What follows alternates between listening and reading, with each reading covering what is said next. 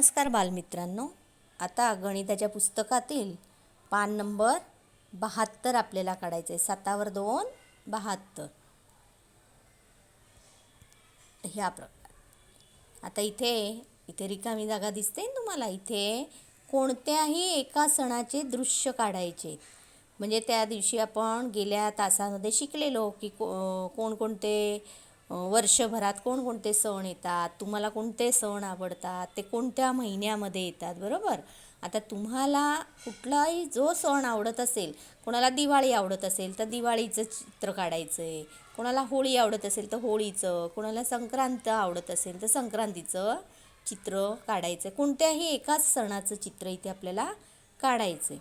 त्याच्यानंतर खाली दिलेलं आहे बघा, खाली दिलेल्या यादीमध्ये काही महिन्यांची नावं खुटत आहे. आता तुम्हाला 12 महिन्यांची नावं तर पाठ झालेलीच आहेत, तर ती जी महिन्यांचं नाव नाही आहे ते आपल्याला लिहायचं आहे. आता इथे दिलेलं आहे त्यांनी, जानेवारी दिलं आहे, नंतर फेब्रुवारी दिलं आहे, बरोबर. मग जानेवारी फेब्रुवारी नंतर कुठला येतो? मार्च, म्हणून तिथे लिहायचा मार्च. त्याच्यानंतर एप्रिल दिलेला आहे, एप्रिल नंतर मे महिना येतो, म्हणून तिथे लिहायचं आहे मे नंतर जून दिलेला आहे, जून नंतर कुठला येतो सांगा? बरोबर, जुलै, म्हणून तिथे लिहायचं आहे जुलै. नंतर दिलं आहे ऑगस्ट, सप्टेंबर, ऑक्टोबर नंतर नोव्हेंबर, म्हणून तिथे लिहायचं आहे नोव्हेंबर, बरोबर. आता तुमच्या घरात कॅलेंडर असेलच आणि आता तुम्हाला महिन्यांची नावं पाठ झालेली आहे, म्हणजे तुम्हाला तोंडीसुद्धा सांगता येईल. आता इथे पहिला प्रश्न आहे, वर्षाचा प्रथम महिना कोणता? सुरुवात कशाने होते? तर जानेवारीपासून, म्हणून पहिला महिना आहे जानेवारी.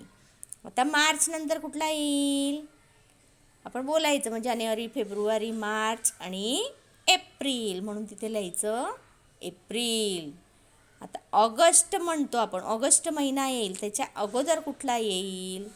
तर जुलै नंतर ऑगस्ट येतो, म्हणून तिथे येईल जुलै.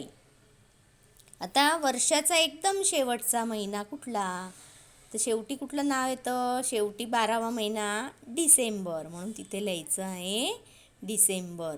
ह्या प्रकारे तुम्हाला नावं लिहिल्यानंतर हे पुन्हा तुम्हाला पूर्ण सर्व वहीमध्ये लिहायचं आहे.